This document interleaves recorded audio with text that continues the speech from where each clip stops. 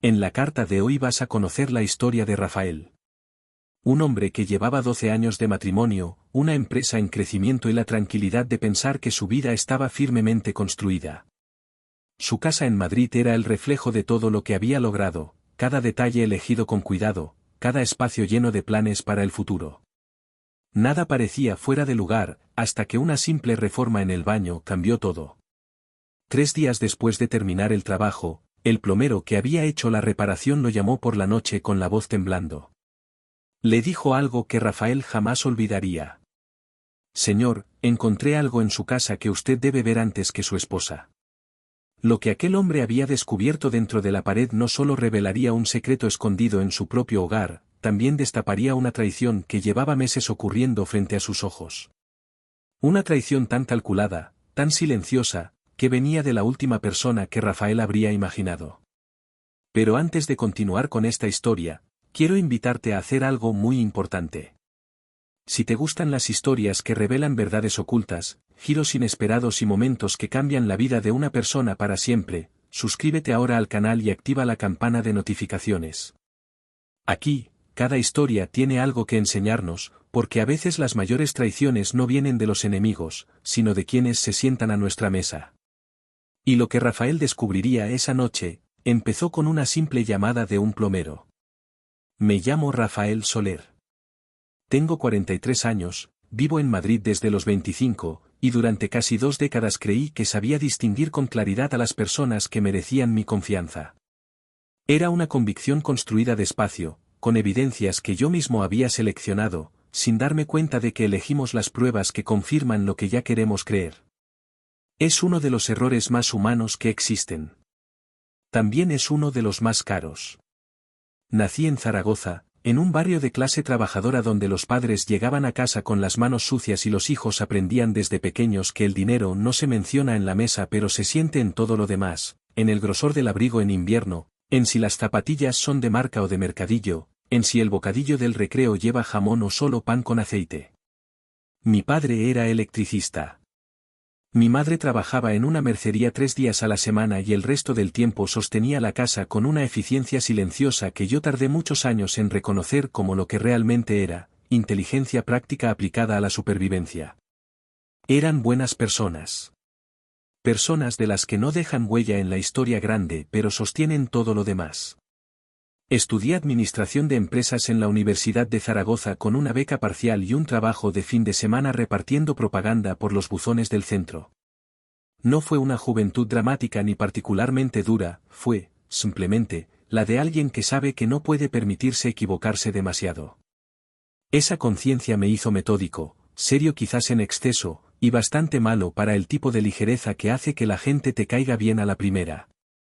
Pero también me hizo observador. Aprendí a fijarme en los detalles que otros pasaban por alto, como alguien trata al camarero cuando cree que nadie lo está mirando, si una persona cumple lo que dice en los asuntos pequeños antes de confiarle los grandes. Con esos criterios elegí a mis amigos. Con esos criterios elegí a mi socio. Y durante 15 años creí que mis criterios no me habían fallado ni una sola vez. Conocí a Andrés Valverde en el último año de carrera, en un trabajo en grupo sobre reestructuración empresarial que ninguno de los dos tomaba demasiado en serio hasta que el profesor nos devolvió las notas y los dos habíamos llegado a las mismas conclusiones por caminos distintos. Había algo en esa coincidencia que nos pareció significativa. Éramos complementarios en el sentido más útil, yo era cauteloso, metódico, dado a revisar 2 veces antes de firmar, él era expansivo, intuitivo, con una facilidad para hablar con la gente que yo admiraba sin envidia porque sabía que yo nunca la tendría. Nos hicimos amigos primero. Socios después. En ese orden, y creo que eso importa. Fundamos Solval Consulting en 2008, con un capital ridículo, un despacho alquilado en Chamberí con las ventanas que miraban a un patio interior, y la convicción compartida de que sabríamos construir algo serio. Los primeros 3 años fueron difíciles con esa dificultad específica de las cosas que dependen completamente de ti, sin red, sin respaldo familiar, sin margen para el error. Hubo meses en que los dos cobramos la mitad de lo acordado para mantener la nómina del único empleado que teníamos. Hubo un invierno entero en que comí más veces en casa de Andrés que en la mía porque su madre cocinaba para 8 aunque en la mesa solo hubiera 4. Esas cosas forjan algo. O eso creía yo.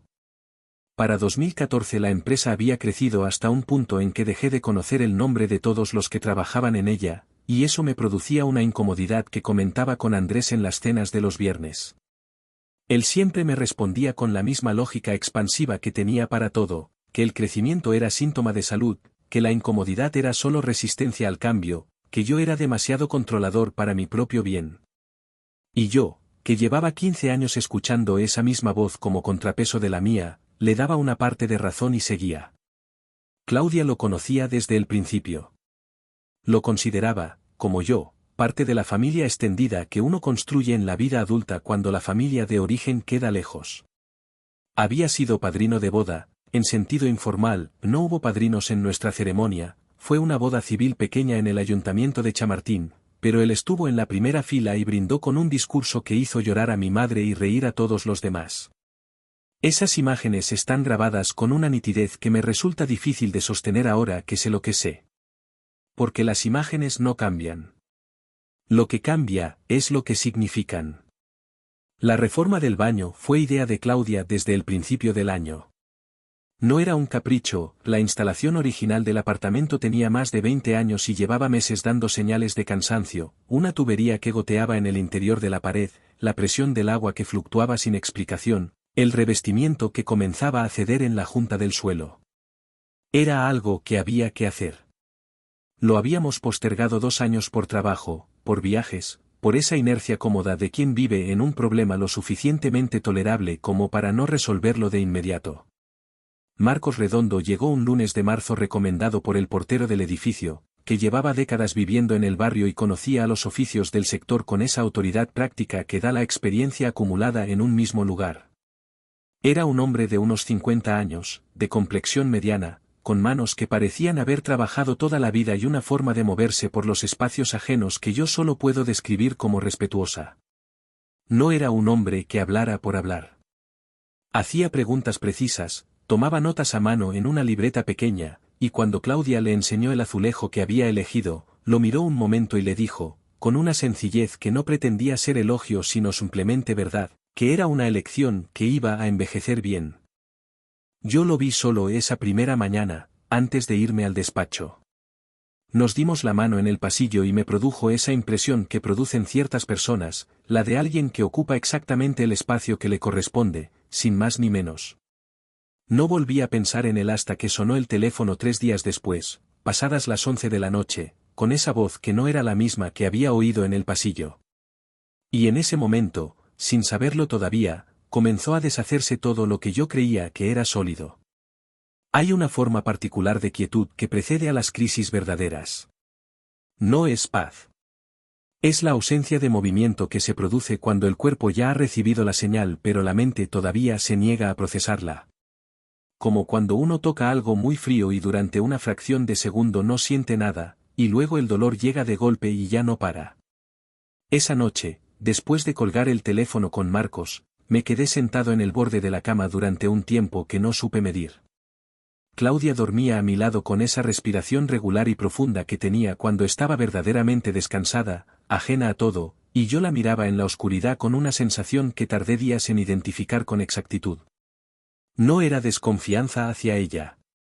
Era algo más extraño y más doloroso, era la conciencia de que el mundo que compartíamos podía haber sido intervenido sin que ninguno de los dos lo supiera, y que esa posibilidad cambiaba algo en la textura misma de nuestra intimidad, aunque no cambiara nada entre nosotros. Me levanté con cuidado para no despertarla. Fui a la cocina, encendí la luz pequeña que había sobre el fregadero, y me serví un vaso de agua que no bebí. Me quedé apoyado en la encimera mirando el suelo de grés que habíamos elegido juntos en aquella tienda de lavapiés un sábado de lluvia, y pensé en la palabra que Marcos había usado al teléfono. La había pronunciado en voz baja, casi con vergüenza, como si nombrarlo en voz alta lo hiciera más real, micrófono. Y luego había añadido, con esa precisión de quien no quiere exagerar pero tampoco puede minimizar lo que ve, no es algo que se caiga ahí por accidente, señor Soler. Esto lo puso alguien que sabe lo que hace. Esa noche no dormí. Repasé los últimos meses con la minuciosidad obsesiva de quien busca un error en una columna de números que no cuadra. Y los números, una vez que empecé a mirarlos de verdad, no cuadraban en absoluto. Llamé a Marcos a primera hora de la mañana siguiente, antes de que Claudia se despertara. Le pedí que volviera al apartamento esa misma tarde, con la excusa de revisar un detalle menor de la instalación. Le pedí también, y esto me costó formularlo sin sonar alarmante, que no mencionara nada de lo que había visto hasta que pudiéramos hablar en persona. Hubo un silencio breve al otro lado de la línea, y luego me dijo que de acuerdo, con una sobriedad que le agradecí más de lo que pude expresar en ese momento. Claudia tenía clase de pilates los martes por la tarde. Era una rutina que llevaba 2 años manteniendo con la constancia que ponía en las cosas que le importaban, y ese martes salió a las 6 menos cuarto como siempre, con la bolsa de deporte al hombro y un beso rápido en la mejilla. La miré desde la ventana mientras cruzaba la calle hacia el metro, y sentí algo que no supe nombrar en ese instante pero que ahora reconozco como culpa anticipada, la culpa de saber algo que ella no sabía, aunque lo que yo sabía no tuviera nada que ver con ella. Marcos llegó puntual. Traía la misma libreta de la primera visita y una pequeña linterna de trabajo. Le indiqué el baño sin preámbulos y él fue directo al panel de acceso a la tubulación, el mismo que había abierto 3 días antes para completar el trabajo. Lo extrajo con cuidado, lo apoyó contra la pared, y señaló con la linterna hacia el interior de la cavidad. Tuve que agacharme para ver lo que me indicaba. Era pequeño. Del tamaño aproximado de un mechero, fijado con 2 bridas negras a uno de los tubos de suministro, con un cable delgado que desaparecía hacia arriba, en dirección a la pared. Parecía parte de la instalación si uno no sabía lo que estaba buscando. Y eso, precisamente, era lo más inquietante, que alguien lo había colocado calculando que nadie lo buscaría. Marcos me miró cuando me incorporé. Me dijo, eligiendo las palabras con cuidado, que había visto cosas similares en una obra en la que había trabajado años atrás, en un edificio de oficinas en el centro, y que entonces el dueño del local había descubierto que un competidor había pagado a alguien del equipo de mantenimiento para instalar dispositivos en las salas de reuniones. Me dijo todo esto sin dramatismo, casi en tono informativo, como si quisiera darme un marco de referencia sin adelantar ninguna conclusión. Luego me preguntó si quería que lo dejara donde estaba o si prefería que lo retirara. Le pedí que lo dejara. Que no tocara nada. Y le pedí algo más que en ese momento me pareció importante y ahora me parece que fue uno de los mejores instintos que tuve en todo ese proceso, le pedí que siguiera revisando el resto del apartamento con el pretexto de una inspección de rutina, para ver si había algo más que no hubiera notado durante el trabajo. Lo que encontró en la siguiente hora me quitó el poco suelo que me quedaba bajo los pies. En la sala de estar, detrás del panel del termostato, había un segundo dispositivo. Más antiguo que el del baño, con una capa de polvo en la parte posterior que indicaba que llevaba tiempo instalado. Meses, según estimó Marcos, aunque sin certeza. En el despacho que yo usaba para las llamadas de trabajo, una habitación pequeña con una estantería, una mesa y una ventana que daba al patio interior, encontramos el tercero, integrado en la regleta eléctrica de extensión que había detrás del escritorio, de una forma tan limpia que en 10 años de usar esa regleta nunca me había llamado la atención. 3 dispositivos. 3 espacios distintos.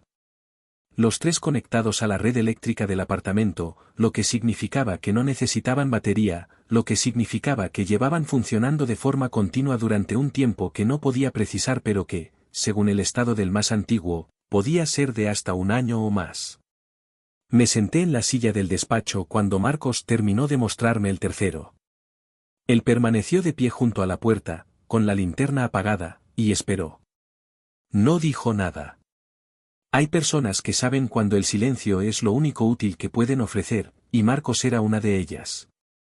Al cabo de un momento le pregunté cuánto me debía por esa tarde. Me respondió que nada, que esto no era un servicio, que era simplemente lo que cualquier persona debería hacer. Y luego añadió algo que se me quedó grabado con una precisión que el tiempo no ha erosionado. Me dijo, señor Soler, yo no sé quién ha hecho esto ni por qué. Pero usted tiene derecho a saberlo antes de decidir qué hace con ello. Lo acompañé hasta la puerta. Le di la mano. Y cuando se fue, me quedé en el recibidor escuchando el ascensor bajar, pensando en que había en ese hombre una calidad moral que no tenía nombre concreto pero que yo reconocía porque había sido criado por personas que también la tenían, la disposición a hacer lo correcto sin esperar nada a cambio, sin calcular las consecuencias para uno mismo, simplemente porque la conciencia no permite otra cosa. No le dije nada a Claudia esa noche. Ni esa noche ni las dos siguientes. Era una decisión que me pesaba de una forma física, casi muscular, porque el matrimonio que habíamos construido se basaba en una comunicación que los dos habíamos cultivado con esfuerzo, especialmente en los años difíciles, cuando el negocio consumía más tiempo y energía de lo que era justo para los dos. Claudia era la persona a quien yo llamaba cuando algo me preocupaba. Era el primer nombre que aparecía en mi mente en cualquier situación que requiriera claridad. Guardarle algo así era como caminar con una piedra en el zapato fingiendo que no estaba ahí. Pero necesitaba entender qué era lo que había encontrado antes de convertirlo en algo que los dos tuviéramos que sostener juntos. Necesitaba saber el origen, porque sin origen todo era solo miedo sin forma, y el miedo sin forma es el que más daño hace. Llamé a un perito electrónico al que llegué a través de un abogado conocido, alguien discreto que trabajaba principalmente para empresas en procesos de due diligence.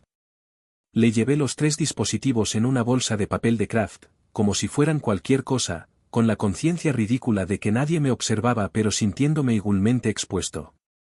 El perito los examinó esa misma tarde en su despacho de la calle Génova y me dio su valoración con la frialdad técnica propia de alguien que ve esas cosas con más frecuencia de lo que uno desearía saber. Los dispositivos eran de fabricación europea, de una marca distribuida exclusivamente a través de canales corporativos y de seguridad privada. No eran artículos de consumo general. Quien los había adquirido tenía acceso a ese tipo de proveedores, lo que reducía el perfil considerablemente. No era un particular con curiosidad, era alguien con recursos, con contactos, y con un objetivo específico. El perito me preguntó si quería que intentara rastrear el origen de la señal o si me bastaba con la identificación del material. Le dije que de momento era suficiente. Que necesitaba pensar. Pensar era, en ese momento, lo más difícil que podía pedirme a mí mismo. Porque pensar significaba revisar. Y revisar significaba mirar hacia atrás con una lente que antes no tenía y examinar cada conversación, cada reunión, cada acuerdo de los últimos meses con la sospecha de que alguien había estado escuchando. Y no cualquier alguien. Alguien que había tenido acceso a mi apartamento. Alguien de confianza. El acceso es la clave de todo en estos casos. No es tecnología, no es dinero, no es inteligencia, es acceso. Y cuando uno se sienta a contabilizar quién ha tenido acceso a su casa en los últimos 12 o 18 meses, la lista es más larga de lo que parece en abstracto. Está el técnico del gas que vino en octubre. El instalador de la fibra que estuvo 2 horas en el despacho. El fontanero anterior que vino a revisar la gotera del invierno pasado. Los amigos que han cenado, que han usado el baño, que se han quedado un momento solos en la sala mientras los demás estaban en la cocina.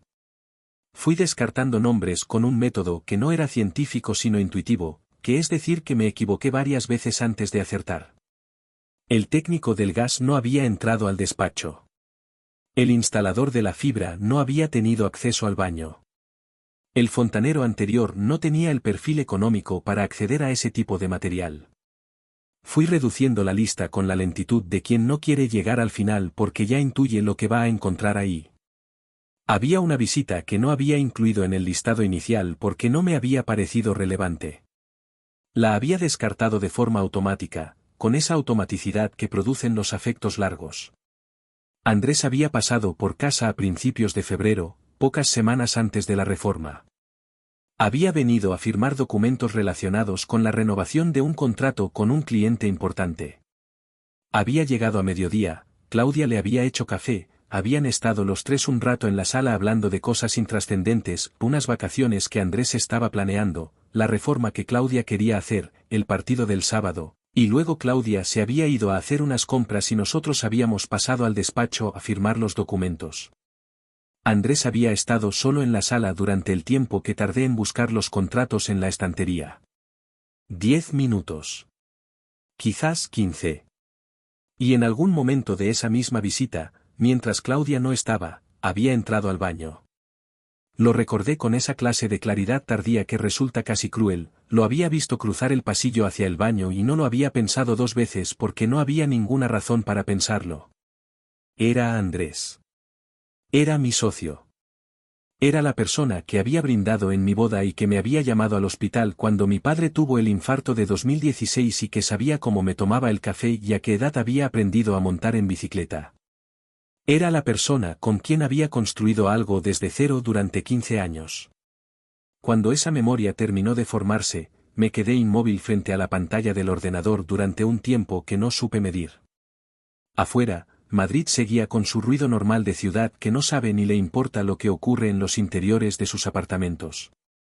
Y yo estaba sentado en el despacho donde alguien había colocado un dispositivo detrás de mi regleta eléctrica, revisando en mi memoria los últimos 12 meses de negociaciones con la certeza creciente y nauseante de que alguien había estado escuchando cada palabra. Cada propuesta. Cada cifra. Cada duda que yo había expresado en voz alta en ese cuarto creyendo que estaba solo. El patrón, una vez que empecé a buscarlo, apareció con una rapidez que fue su propia forma de confirmación. No necesité un auditor para verlo, lo vi yo solo, una noche, con los registros de correo electrónico y las actas de reuniones extendidas sobre la mesa del despacho. Andrés había llegado a 3 negociaciones distintas en los últimos 10 meses sabiendo cosas que solo yo podía saber en ese punto del proceso. En una de ellas había conseguido que modificáramos nuestra propuesta una semana antes de presentarla, argumentando un instinto de mercado que en ese momento me había parecido brillante y que ahora se revelaba como algo completamente distinto. En otra había sugerido, con una naturalidad que no había levantado ninguna alarma, que descartáramos a un proveedor con quien yo había tenido conversaciones privadas que no habían llegado a formalizarse todavía. Y en la más reciente, la que había cerrado 3 semanas antes en una reunión en Bilbao, había presentado una estructura de acuerdo que resolvía exactamente los puntos que yo había identificado como problemáticos en una llamada que había hecho desde el despacho de casa, a puerta cerrada, creyendo hablar solo. No era intuición de mercado. Era información. Era mi voz, grabada y analizada, devuelta a mí en forma de decisiones que parecían suyas. Llamé al auditor al día siguiente. Le pedí una revisión completa de las cuentas de los últimos 18 meses, con especial atención a los flujos hacia empresas subcontratadas. Le dije que era una revisión de rutina. Él, que llevaba años en este oficio y sabía perfectamente que nadie pide una revisión urgente de madrugada si es rutina, no dijo nada y empezó a trabajar. Tardó 4 días. Lo que encontró no me sorprendió. Pero me dolió de una manera para la que no tenía preparación posible, porque hay cosas que uno puede anticipar intelectualmente y que de todas formas, cuando se confirman, tienen el peso de un golpe que no llega nunca a ser menos golpe por haberlo esperado. Una empresa constituida 16 meses atrás en el registro mercantil de Valencia. Administrador único, un primo de Andrés al que yo había visto 2 veces en mi vida en celebraciones familiares. Facturación acreditada por servicios de consultoría que no existían. Contratos firmados con la rúbrica de Andrés, en nombre de Solval, por importes que en conjunto sumaban una cantidad que prefiero no reproducir aquí porque los números, a veces, reducen lo que fue una herida a una simple aritmética, y esto no era aritmética. Era 15 años. Era confianza. Era la persona que había estado en la primera fila el día que me casé. Era todo eso, deshecho en silencio, desde dentro, por alguien que había aprendido a sonreír mientras escuchaba. Existe una diferencia fundamental entre sospechar y saber. La sospecha tiene una cualidad casi tolerable porque deja abierta la puerta de la equivocación, mientras uno sospecha, todavía es posible estar equivocado, y esa posibilidad funciona como un amortiguador entre la mente y el impacto completo de la verdad. El saber no tiene esa salida. El saber cierra todas las puertas de golpe y te deja en una habitación sin ventanas con todo lo que has descubierto, sin escapatoria posible hacia la duda o la esperanza de haber malinterpretado algo. Yo supe con certeza absoluta un jueves por la tarde, sentado frente al auditor en su despacho de la calle Serrano, mientras él colocaba sobre la mesa una serie de documentos ordenados con la precisión meticulosa de quien ha aprendido a presentar verdades desagradables con la máxima claridad posible. No dijo mucho. Los números hablaban por sí solos, y él lo sabía. Señaló las fechas, indicó los flujos, nombró la empresa pantalla con la neutralidad profesional que se usa cuando uno no quiere añadir emoción a algo que ya tiene demasiada.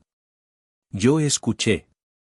Pregunté 2 o 3 cosas técnicas para asegurarme de que entendía correctamente el mecanismo. Tomé nota en el cuaderno que había llevado por instinto, aunque sabía que no necesitaría las notas porque esa información iba a permanecer grabada en mi memoria mucho tiempo después de que los documentos desaparecieran. Cuando el auditor terminó, me preguntó si quería que procediera a formalizar el informe con todos los anexos necesarios para un proceso legal. Le dije que sí. Le dije que lo hiciera con el mayor detalle posible y que guardara copia de todo en un lugar seguro. Luego le di las gracias, recogí los documentos que él me cedió como copia de trabajo, y salí a la calle.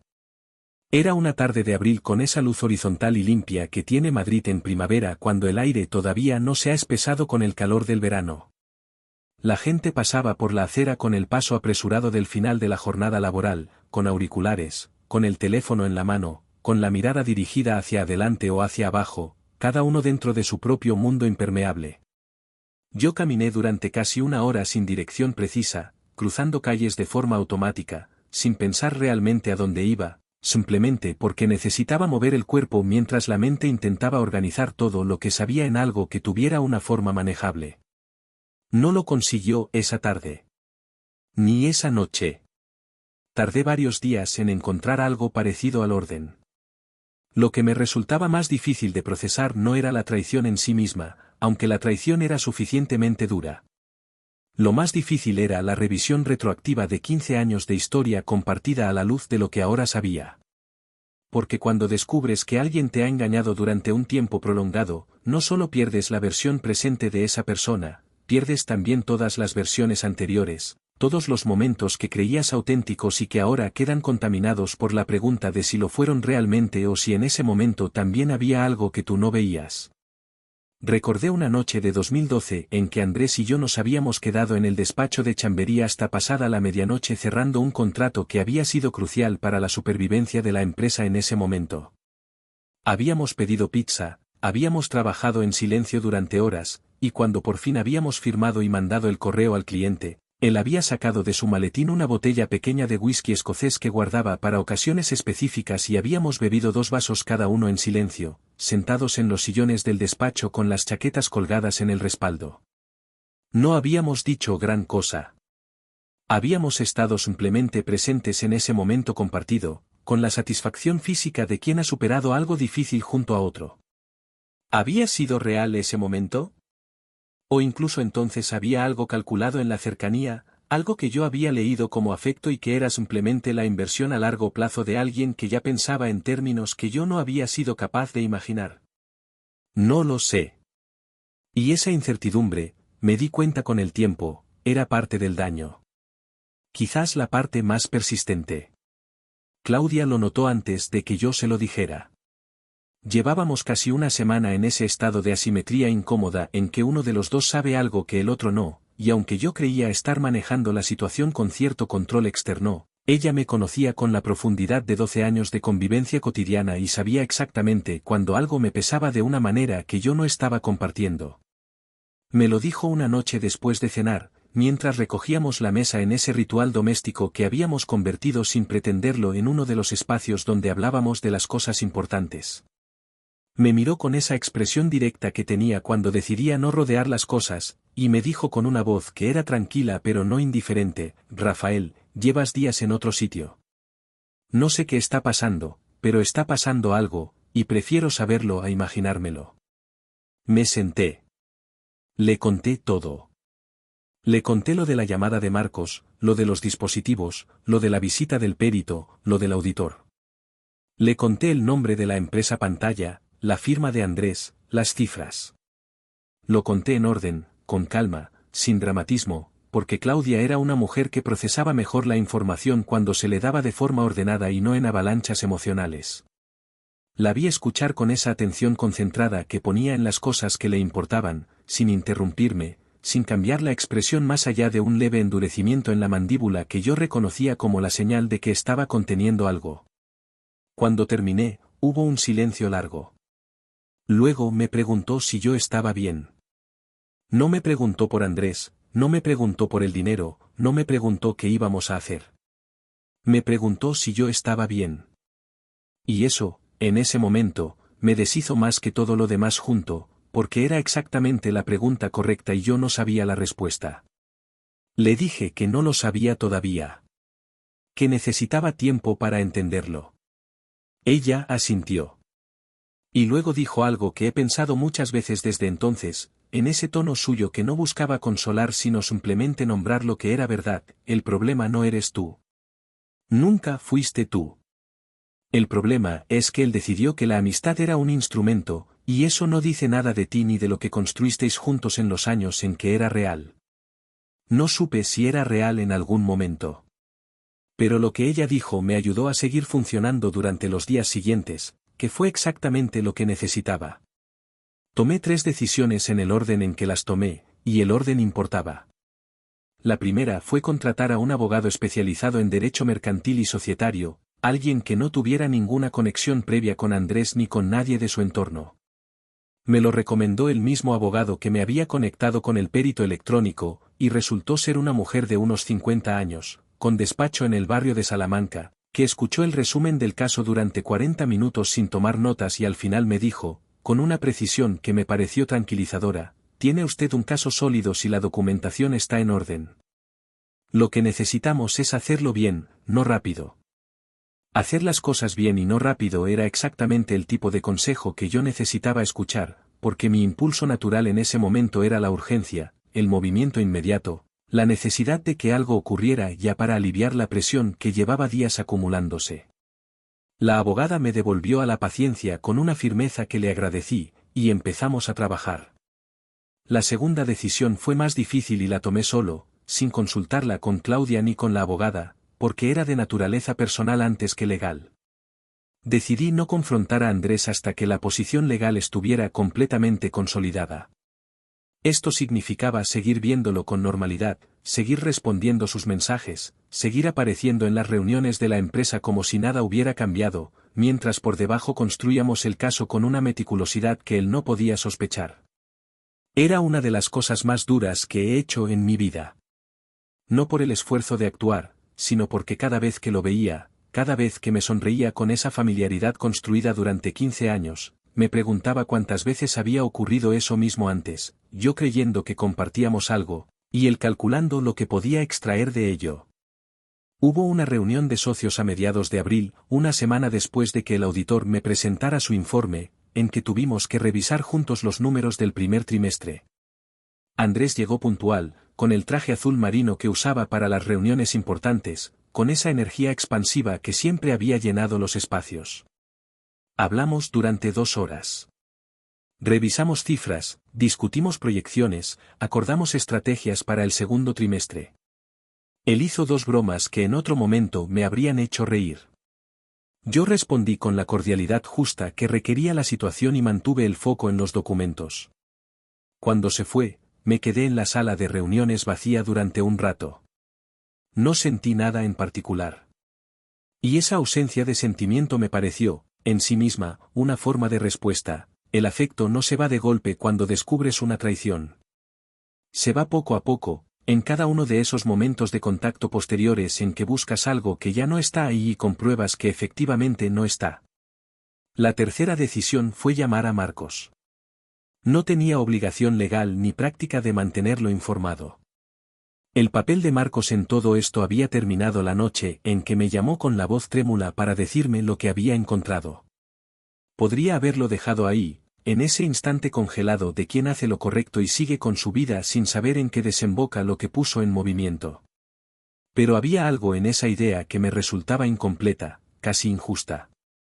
Él había asumido un riesgo al llamarme, aunque probablemente no lo percibiera como tal.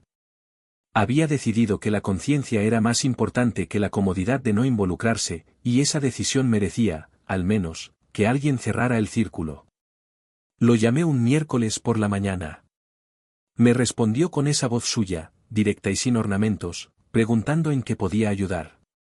Le dije que solo llamaba para mantenerlo informado de que el asunto estaba en manos de abogados y que avanzaba bien.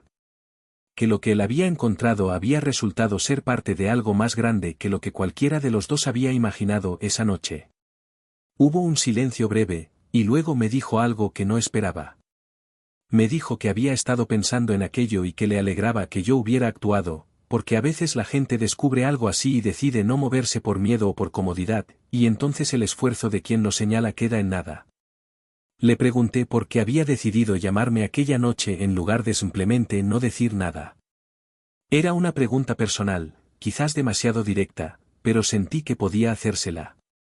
Me respondió con una llaneza que solo tienen las personas que no han aprendido a adornar sus convicciones porque nunca han necesitado hacerlo.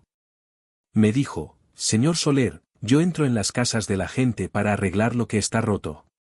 Si encuentro algo que no debería estar ahí, lo digo. No me parece que haya mucho más que pensar. Eso era todo. No había filosofía detrás, no había cálculo moral, no había heroísmo consciente.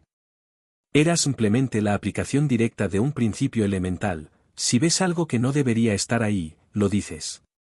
Y sin embargo, en el contexto de lo que yo estaba viviendo en ese momento, rodeado de la evidencia de lo que 15 años de proximidad con alguien podían ocultar, esa sencillez tenía un peso que difícilmente podría explicar a quien no lo haya experimentado. El proceso legal duró varios meses. No voy a extenderme en los detalles técnicos porque no son el centro de esta historia, aunque fueron la parte que consumió más energía durante ese periodo. Lo que sí quiero contar es lo que ocurrió en los márgenes de ese proceso, en los espacios entre las reuniones con la abogada y las llamadas con el auditor, porque fue en esos márgenes donde las cosas más importantes de ese tiempo ocurrieron realmente. Claudia y yo hablamos más durante esos meses que en los 2 años anteriores juntos. No porque la crisis nos hubiera acercado de forma automática, sino porque la crisis había roto la inercia cómoda en que habíamos estado viviendo sin darnos cuenta. Cuando algo amenaza lo que has construido, te obliga a mirarlo de frente y a decidir si vale lo que creías que valía. Y en ese proceso de mirar lo que teníamos, descubrimos algunas cosas que habríamos preferido saber antes y otras que nos confirmaron que habíamos construido algo real. Una noche, hacia finales de mayo, Claudia me preguntó si me arrepentía de algo. No de Andrés, no del negocio, de algo en general, en el sentido amplio de la pregunta. Me quedé pensando un rato antes de responder. Le dije que me arrepentía de haber confundido la lealtad con la antigüedad. De haber creído que el tiempo compartido era en sí mismo una garantía de carácter. De no haber prestado suficiente atención a ciertas señales que, en retrospectiva, habían estado ahí. Ella me preguntó cuáles señales. Le dije que Andrés nunca hablaba bien de nadie que se hubiera ido. Que cuando un empleado dejaba la empresa, siempre encontraba una forma de construir una narrativa que lo dejaba a él en el lado de la razón. Que cuando algo salía mal, la explicación siempre era exterior: el mercado, el cliente, la mala suerte. Nunca el error propio. Que en 15 años yo no le había escuchado asumir una responsabilidad sin inmediatamente añadir un pero que la redirigía hacia otro lado. Claudia me escuchó y luego dijo que esas cosas las había notado ella también, pero que había creído que no era su lugar señalarlas. Le dije que se equivocaba, que su lugar era exactamente ese. Que el matrimonio no funciona si uno de los dos decide que hay zonas en la vida del otro donde no puede entrar. Fue una conversación que duró hasta pasada la medianoche, con las ventanas abiertas al ruido lejano de la ciudad, y al final de ella me sentí más cerca de Claudia que en mucho tiempo. No porque hubiéramos resuelto nada, sino porque habíamos estado completamente presentes el uno para el otro en algo real y difícil, sin pretender que era fácil ni que sabíamos cómo iba a terminar.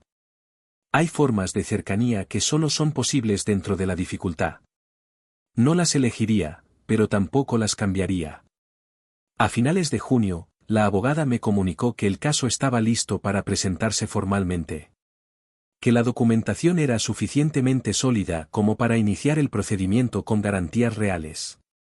Que Andrés, casi con certeza, lo sabría antes de que llegara la notificación oficial porque en estos casos hay siempre alguien que filtra, y que era probable que intentara contactarme. Me preguntó cómo quería manejar ese momento si llegaba. Le dije que ya lo había pensado. Que cuando llegara ese momento sabría qué hacer. No le dije que llevaba semanas pensando en ello. No le dije que había imaginado esa conversación decenas de veces, con versiones distintas, con tonos distintos, con finales distintos. No le dije que lo que más me preocupaba no era lo que yo le diría a él, sino lo que él me diría a mí, porque conocía a Andrés lo suficientemente bien como para saber que no iba a quedarse en silencio, y que lo que dijera, fuera lo que fuera, iba a costarme algo. Tenía razón en esa preocupación. Cuando llegó ese momento, me costó exactamente lo que había anticipado. Y un poco más. Andrés me llamó un martes por la mañana, 9 días después de que la abogada presentara la demanda formal. Eran las 10:15 y yo estaba en el despacho de casa revisando unos contratos cuando vibró el teléfono sobre la mesa con su nombre en la pantalla. No me sorprendió. Lo había estado esperando con esa clase de expectativa tensa que no es exactamente miedo pero que se le parece en la forma en que ocupa el cuerpo, una vigilancia constante, un estado de alerta permanente que agota sin que uno pueda señalar con precisión qué es lo que le está costando energía. Lo dejé sonar 3 veces antes de responder. No por estrategia, sino porque necesitaba ese segundo de pausa para decidir desde qué lugar iba a hablar. Había aprendido con los años que las conversaciones difíciles tienen un tono inicial que lo condiciona todo lo que viene después, y quería entrar en esa con la calma suficiente para no perder el hilo de lo que necesitaba decir. Respondí con normalidad. Con mi nombre, como siempre. Hubo un silencio brevísimo al otro lado, de apenas un segundo, pero yo lo noté porque conocía sus silencios. Luego habló con una voz que intentaba sonar natural y no lo conseguía del todo, con esa tensión superficial que produce el esfuerzo de controlar el tono cuando las emociones van en otra dirección. Me dijo que necesitaba verme. Que había recibido una notificación de su abogado y que quería hablar conmigo antes de que esto se convirtiera en algo que los dos lamentaríamos. Usó exactamente esa expresión, algo que los dos lamentaríamos. Como si lo que ya había ocurrido no fuera suficiente razón para lamentarlo. Le dije que estaba disponible esa tarde. Le propuse el bar de la calle Fuencarral donde habíamos tenido decenas de conversaciones a lo largo de los años, ese local con las mesas de madera oscura y la luz indirecta que tiene esa cualidad particular de hacer que todo parezca un poco más privado de lo que es. No lo elegí por nostalgia. Lo elegí porque era territorio neutral, público sin ser expuesto, y porque conocía la disposición del espacio lo suficiente como para sentarme de espaldas a la pared y de frente a la puerta. Quedamos a las 6. Llegué 10 minutos antes y pedí un café que no bebí. Observé la puerta hasta que lo vi entrar a las 6:02, con el abrigo gris que usaba en primavera, con esa forma de caminar suya que siempre había transmitido seguridad y que esa tarde transmitía algo diferente. No sabría decir exactamente qué. Quizás era solo que yo lo miraba con ojos distintos y que eso cambiaba lo que veía, aunque lo que veía fuera exactamente lo mismo de siempre. Se sentó frente a mí. Pidió agua. Y durante los primeros 30 segundos ninguno de los dos dijo nada, lo que en sí mismo era extraordinario porque Andrés era un hombre que llenaba los silencios por instinto, que había construido buena parte de su efectividad profesional en la capacidad de ocupar el espacio conversacional con una fluidez que pocas personas tenían. Ese silencio suyo me dijo más que cualquier cosa que pudiera haber dicho. Cuando habló, lo hizo mirándome directamente, lo cual también era revelador porque era lo que uno hace cuando ha decidido de antemano que va a intentar convencer a alguien. Me dijo que lo que yo había encontrado no era lo que parecía. Que había una explicación para la empresa de su primo, que había sido un error de estructuración que tenían previsto corregir, que los contratos habían sido un mecanismo temporal para resolver un problema de liquidez que él no había querido traerme porque yo ya tenía suficiente presión con otras cosas. Que todo lo que parecía irregular tenía una lógica que el auditor no había podido ver porque no tenía el contexto completo. Lo escuché sin interrumpirlo. Tardó varios minutos en terminar. Cuando terminó, hubo otro silencio, y yo usé ese silencio para hacer algo que me había costado practicar durante semanas, no responder de inmediato, no llenar el espacio con mi propia voz, sino dejar que lo que él había dicho ocupara el aire entre los dos el tiempo suficiente para que los dos supiéramos que no se sostenía. Luego le dije, con una calma que era real y no fingida porque llevaba suficiente tiempo preparado para ese momento, Andrés, los dispositivos en mi apartamento. Explícame eso. Fue la primera vez que lo mencioné directamente. La primera vez en toda esa conversación, en todo ese proceso de semanas, que puse sobre la mesa no los contratos ni las cifras sino aquello que para mí era lo más difícil de entender porque era lo más personal, que alguien había estado escuchando dentro de mi casa. Dentro del espacio donde yo vivía con mi mujer, donde hablaba en voz alta creyendo que estaba solo, donde me permitía las dudas y las incertidumbres que uno no muestra en los espacios profesionales porque confía en que nadie está mirando. El cambio en su expresión fue pequeño pero inequívoco. No fue culpa, no fue vergüenza, fue la expresión específica de alguien al que han retirado el suelo que creía estar pisando. Duró apenas un segundo. Luego intentó recuperar la compostura y me dijo que no sabía de qué dispositivos le estaba hablando. No respondí. Me limité a mirarlo. El silencio que siguió fue el más largo de toda la conversación. Y en ese silencio ocurrió algo que no había anticipado, vi a Andrés envejecer varios años en el espacio de unos pocos segundos. No físicamente, sino en algo más difícil de describir. Vi desinflarse algo que había mantenido su postura, su tono, su energía característica durante toda la conversación anterior. Vi aparecer debajo de todo eso a alguien que estaba cansado de sostener lo que había estado sosteniendo, y esa imagen me produjo una emoción que no esperaba sentir y que tardé un momento en identificar. No era compasión exactamente. Era algo más complejo y menos cómodo, era la conciencia de que lo que tenía enfrente no era un monstruo ni un extraño, sino una persona que había tomado decisiones progresivamente peores a lo largo de un tiempo prolongado, probablemente convenciéndose en cada paso de que la siguiente decisión era la última, de que era recuperable, de que el daño era menor de lo que parecía. Era alguien que había cruzado líneas de una en una, sin el momento dramático y definitivo que uno imagina cuando piensa en la traición, sino con la acumulación silenciosa de compromisos pequeños que con el tiempo se convierten en algo irreversible. Eso no lo justificaba. Pero me ayudó a entenderlo de una forma que la rabia sola no habría permitido. Al final de esa larga pausa, Andrés habló de nuevo. Esta vez con una voz diferente, más baja, sin el esfuerzo de control que había tenido al principio. Me dijo que las cosas se habían complicado hace unos años de una forma que yo no había visto porque él se había encargado de que no lo viera. Que había tomado dinero prestado de fuentes que no debía, que la presión para devolver ese dinero había generado decisiones que a su vez habían generado más presión, y que en algún momento del proceso había dejado de ver una salida que no implicara seguir adelante con lo que ya había empezado. Me dijo que lo de los dispositivos había sido una idea de alguien a quien le debía dinero y que él, en un momento de pánico, había aceptado como condición para conseguir tiempo. Que había dicho que sí porque en ese momento le había parecido que era solo información, que no hacía daño real a nadie, que era temporal. Que luego había resultado que nada de eso era tan sencillo como parecía al principio. No le pregunté el nombre de esa persona. No era relevante para lo que yo necesitaba entender de esa conversación, y además era información que la abogada obtendría por vías más apropiadas. Lo que sí le pregunté fue lo único que me importaba de forma personal, más allá de lo legal y lo financiero. Le pregunté si en algún momento, mientras todo esto ocurría, había pensado en mí. No como socio, no como adversario potencial, sino como persona. Si en algún momento había existido en su cálculo la dimensión de lo que esto significaría para mí cuando lo descubriera. Tardó en responder. Y cuando lo hizo, no usó ninguna de las frases que uno podría esperar. No se disculpó, no ofreció ninguna justificación adicional.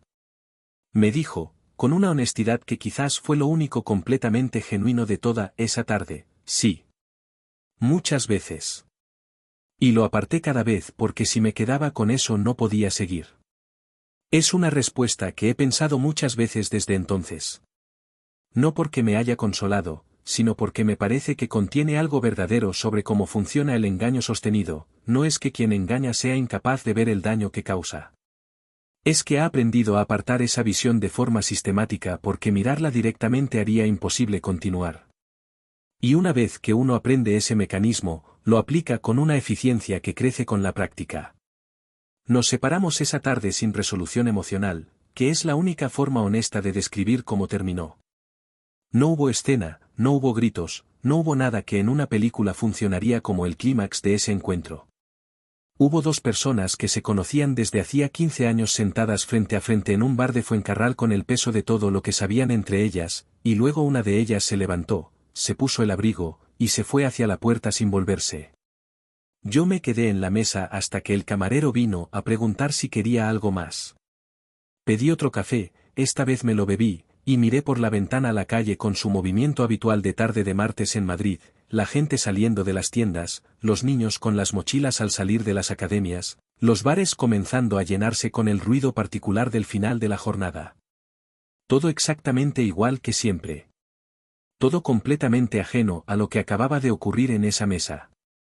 Hay algo extraño y un poco cruel en la normalidad del mundo exterior cuando uno acaba de vivir algo que lo ha reorganizado por dentro.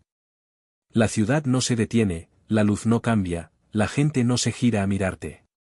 Todo sigue con su inercia habitual, y uno tiene que encontrar la forma de reincorporarse a ese flujo cargando con algo que nadie a tu alrededor puede ver. Pagué, salí a la calle, y llamé a Claudia. Le dije que había ocurrido, que estaba bien, que llegaba en media hora. Su respuesta fue breve y exacta, me dijo que me esperaba con la cena lista. No me preguntó nada más.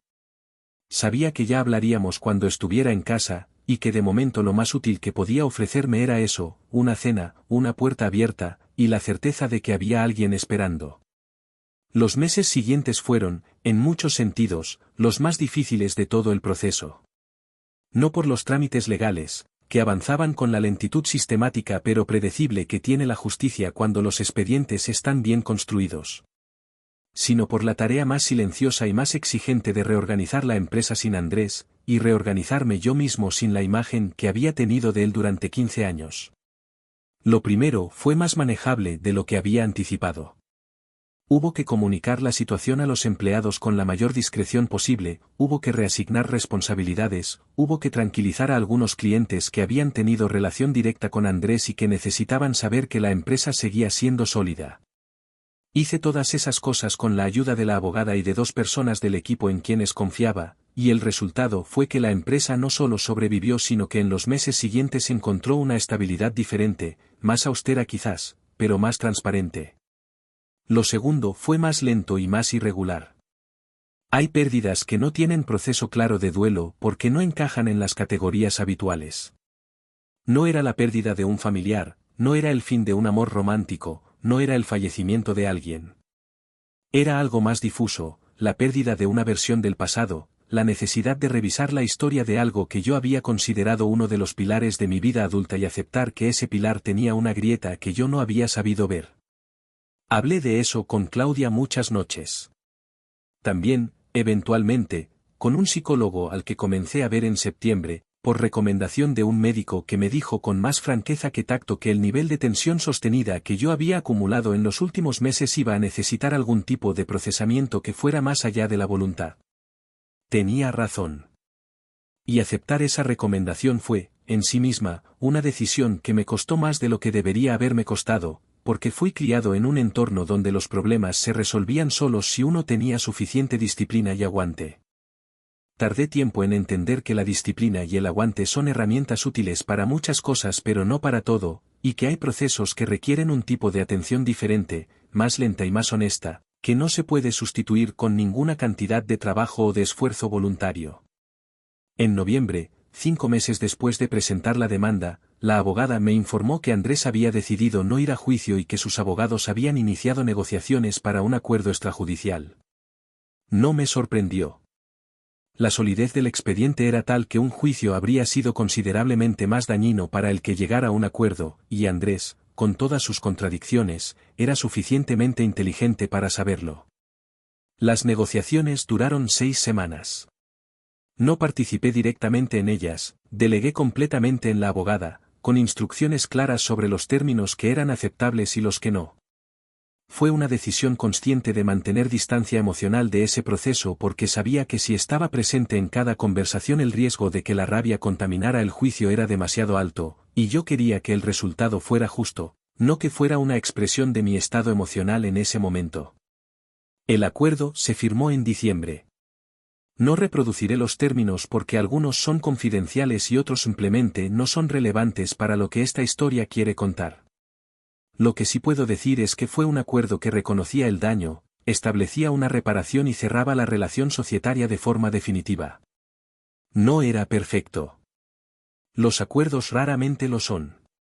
Pero era suficientemente justo para que yo pudiera firmarlo y cerrar ese capítulo sin sentir que me había traicionado a mí mismo en el proceso.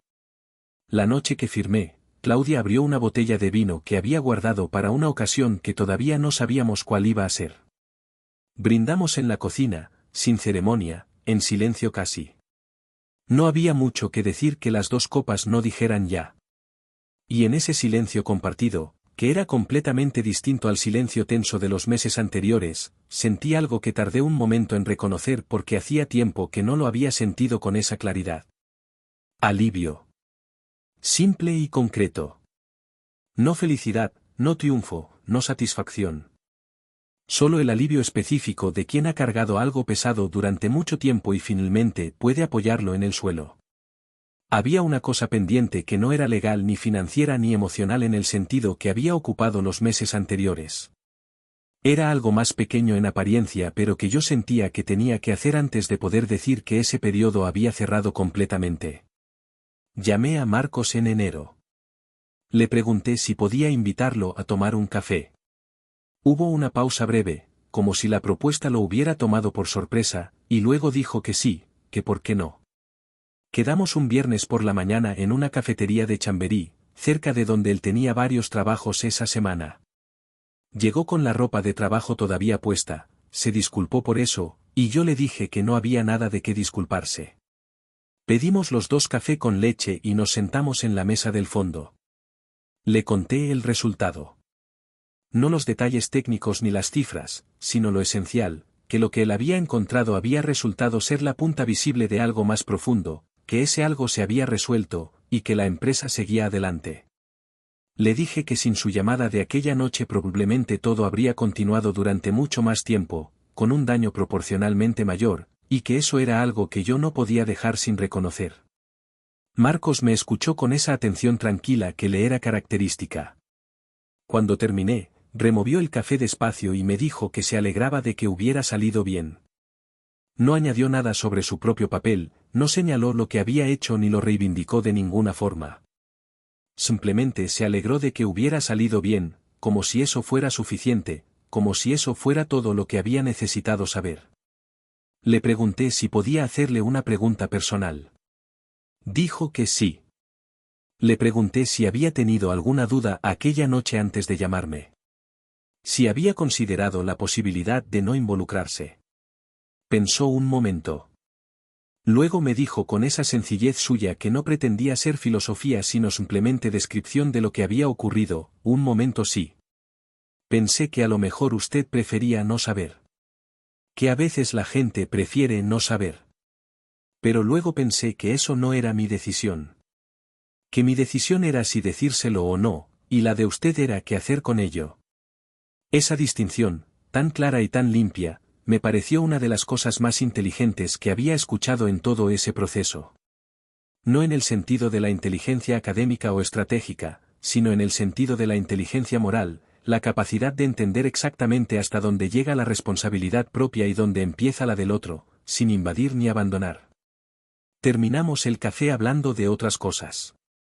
De su trabajo, de un proyecto que tenía entre manos en un edificio antiguo de lavapiés con tuberías que databan de los años 60 y que le estaban dando más problemas de lo esperado.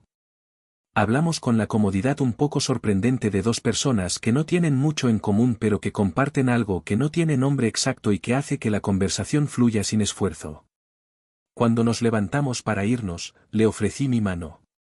Él me la dio con esa firmeza directa que tenía para todo. Y mientras salíamos a la calle de Chamberí con el frío limpio de enero, pensé que había personas cuyo valor no está en lo que dicen ni en lo que tienen sino en lo que hacen cuando nadie los está obligando a hacer nada, y que encontrar a una de esas personas, aunque sea de la manera más inesperada posible, es uno de los regalos más raros y más honestos que la vida puede dar. Han pasado 2 años. Es suficiente distancia para mirar hacia atrás sin que el dolor distorsione el paisaje, pero no tanta como para que los detalles se vuelvan borrosos. Es la distancia justa para ver con claridad, que es lo único que uno puede pedirle al tiempo. Estoy sentado en el mismo despacho donde encontramos el tercer dispositivo. La ventana da al mismo patio interior. Madrid hace afuera el mismo ruido de siempre. Y yo soy, en lo esencial, la misma persona que era antes de que todo esto ocurriera, con la diferencia importante de que ahora sé cosas que antes no sabía. Ese saber no ha cambiado lo que hago, sino cómo lo hago. Y al final, esa es la única transformación que dura. Lo primero que aprendí, y lo más difícil de integrar, es que la traición no borra el valor de lo que existió antes de ella. Durante meses traté esas dos cosas como si fueran una sola. Si Andrés me había traicionado, entonces los 15 años anteriores eran mentira, y si eran mentira, entonces yo había sido un ingenuo sin criterio. Esa cadena de conclusiones me estuvo consumiendo energía hasta que el psicólogo me ayudó a ver que estaba construida sobre una premisa falsa. Las personas no son constantes ni irrevocables. Andrés había sido, en algún momento, la persona que yo creía que era. Y luego, bajo presiones que yo no había visto y que él no supo manejar, se convirtió en alguien diferente.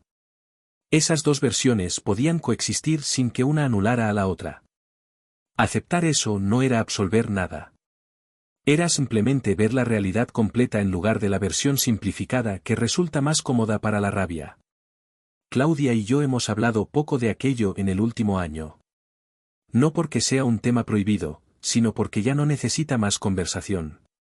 Ha sido digerido, integrado, archivado en el lugar que le corresponde. Lo que sí ha cambiado entre nosotros es una cierta calidad de atención que los dos ponemos ahora en la relación. Como si la proximidad de algo que podría haberlo sacudido todo nos hubiera recordado que lo que tenemos no es indestructible por el simple hecho de existir, sino que requiere cuidado activo, igual que cualquier otra cosa que vale la pena sostener. Salimos a cenar solos sin esperar ocasiones especiales. Tenemos conversaciones que antes postergábamos porque el trabajo o la inercia siempre parecían más urgentes. Hemos aprendido que la incomodidad de una conversación honesta es siempre menor que el peso acumulado de todo lo que no se dice. La empresa funciona bien. Mejor, en algunos aspectos, que antes. No porque la crisis la haya mejorado de forma automática, sino porque el proceso de reconstruirla me obligó a tomar decisiones que en condiciones normales habría seguido postergando, simplificar la estructura, reducir dependencias, rodearme de personas cuya lealtad no descansaba en la antigüedad sino en el carácter demostrado en los momentos pequeños. Aprendí que el carácter no se revela en las grandes pruebas sino en los detalles cotidianos, en cómo alguien trata un problema menor cuando nadie lo está evaluando, en si cumple lo que dice cuando no hay consecuencias visibles por no cumplirlo. Andrés cumplió el acuerdo extrajudicial en los plazos establecidos. No hemos vuelto a hablar desde aquella tarde en el bar de Fuencarral. No por rencor, sino porque no había nada más que decirse que no hubiera sido ya dicho o que no fuera a añadir nada útil para ninguno de los dos. Hay silencios que son hostiles y silencios que son simplemente la forma honesta de reconocer que un vínculo ha llegado a su fin natural. El nuestro es de ese segundo tipo. Al menos eso es lo que me digo, y la mayor parte del tiempo lo creo. Marcos reformó la cocina de nuestra casa el verano pasado. Lo llamé yo, sin dudarlo, cuando llegó el momento. Trabajó durante una semana con la misma eficiencia silenciosa de siempre, haciendo preguntas precisas y opinando solo cuando se lo pedían. El último día, mientras recogía sus herramientas, Claudia le preparó café y los tres nos sentamos un momento en la cocina nueva con las tazas en la mano. Fue una conversación breve, de las que no tienen nada extraordinario en la superficie y sin embargo dejan una sensación que permanece mucho después de que las palabras se hayan ido. Antes de marcharse, Marcos miró la cocina terminada con esa expresión suya de quien evalúa el trabajo propio sin complacencia ni falsa modestia, y dijo que había quedado bien. Claudia le respondió que había quedado perfecta. Y yo pensé, mirándolo cruzar el pasillo hacia la puerta, que hay personas cuya mayor dignidad consiste precisamente en no saber que la tienen. Que hacen lo correcto con tanta naturalidad que no lo perciben como virtud sino simplemente como la forma obvia de estar en el mundo. Eso es lo más raro y lo más valioso que existe. Y también lo más difícil de encontrar. Si tuviera que resumir todo lo que estos 2 años me han enseñado en algo concreto y transmisible, diría esto: la lealtad verdadera no tiene por qué venir de donde uno la espera, ni durar lo que uno necesitaría que durara, ni presentarse con el aspecto que uno había imaginado. A veces llega en una llamada de un hombre que no te debe nada, a las 11 de la noche, con la voz trémula de quien sabe que está a punto de complicarse la vida pero no encuentra otra forma de vivir con su propia conciencia. Y la traición, cuando viene, no llega siempre desde fuera. A veces llega desde el centro exacto de lo que uno creyó más sólido. Llega sonriendo. Llega sabiendo tu nombre y cómo te tomas el café y que te produce miedo y que te produce orgullo. Llega desde dentro porque eso es lo único que le da el acceso suficiente para hacer el daño que hace. Sobrevivir a eso no te hace más fuerte en el sentido heroico de la palabra. Te hace más atento. Más lento para confiar y más firme cuando lo haces. Más capaz de distinguir entre la persona que llena el espacio con palabras y la que lo ocupa con hechos. Y más agradecido, también, por las personas que cuando encuentran algo que no debería estar ahí, simplemente te llaman y te lo dicen. Porque eso, al final, es todo lo que hace falta.